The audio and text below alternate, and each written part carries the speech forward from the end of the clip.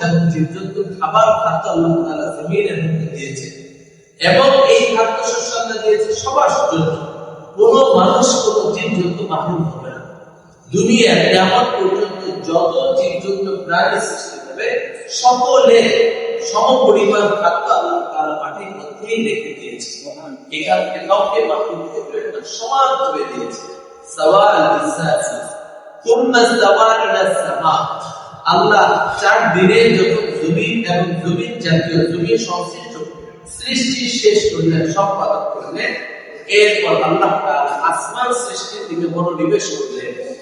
জমিনকে সৃষ্টি করেছেন মাটি থেকে, পানি থেকে মাটি দিয়ে, এরপর আসমানকে সৃষ্টি করলেন। আসমানকে যখন আল্লাহ প্রথম সৃষ্টি করলেন, আসমানটা ধোঁয়ার আকৃতিতে ছিল, ধোঁয়া।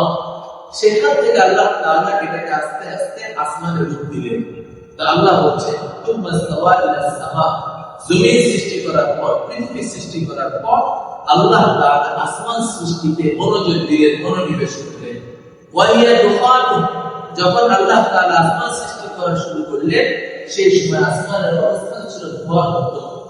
ফাকালা লাহা ওয়ালিল আরদি ইয়া তাওআন ওয়া তাবআ। জমিন এবং আসমান সৃষ্টি শেষ। আল্লাহ তাআলা এখন আসমান জমিনকে আদেশ করলেন, হে আসমান, হে জমিন, তোমরা কি আমার হুকুম মেনে চলবা, আমার আদেশ নিষেধ পালন করে চলবা, নাকি আমার আদেশ নিষেধের বাইরে তোমরা নিজেদের মতো করে চলবা? এটা আল্লাহ জিজ্ঞেস করলেন। এবং আল্লাহ তাআলা আসমান এবং জমিনকে বলে দিলেন, ইতিয়া তাওআন ওয়া তাবআ।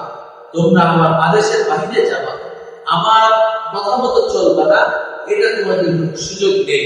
আমার আদেশ অনুযায়ী তোমাদের চলতে হবে, আমার বিধান অনুযায়ী চলতে হবে।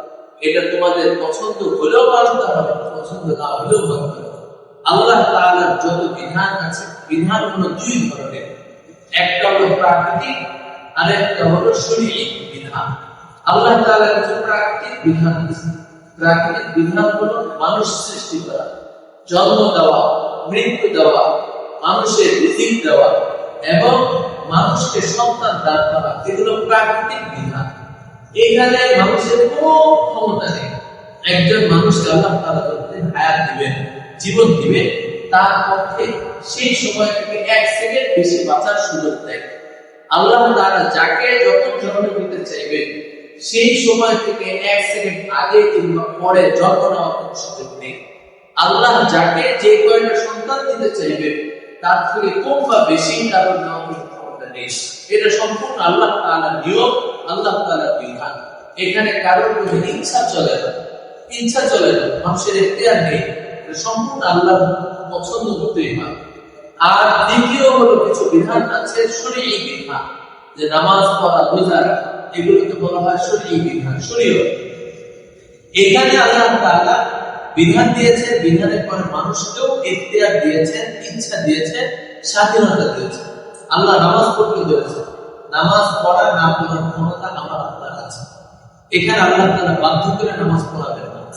আবার রোজা রাখা, যাকাত দেওয়া, আল্লাহর পক্ষ থেকে এই যে শরীয়ত পালন করা, এখানে আল্লাহ তাআলা মানুষকে কিছু স্বাধীনতা দেন। এই আল্লাহ তাআলা মানুষের ক্ষেত্রে যেমন 2 ধরনের বিধান আছে, প্রাকৃতিক, শরীয়ী, কিন্তু মানুষ ছাড়া অন্যান্য সকল সৃষ্টির জন্য আল্লাহ তাআলার বিধান একটাই, সেটা হলো প্রাকৃতিক বিধান। এখানে আল্লাহ তাআলা কাউকে ভিন্ন কোনো সুযোগ দেন না। গাছপালা, তরুলতা, অন্যান্য সৃষ্টি, তাদের কোনো এখতিয়ার নেই। আল্লাহ যা বলেন তাদেরকে সব আল্লাহর বিধান মতো চলতে হয়, প্রাকৃতিক নিয়ম মেনে চলতে হবে। তো আল্লাহ তাআলা আসমান জমিন করে রেখেছেন। এটা বলে আমাদের বোঝাচ্ছে যে আল্লাহ যেমন অন্যান্য সৃষ্টির জন্য আল্লাহর বিধান বাদ দিয়ে বাইরে যাওয়ার সুযোগ রাখেন নাই, মানুষের বেলাও আল্লাহ চান যে মানুষ আল্লাহর বিধান বাদ দিয়ে অন্য দিকে না যায়।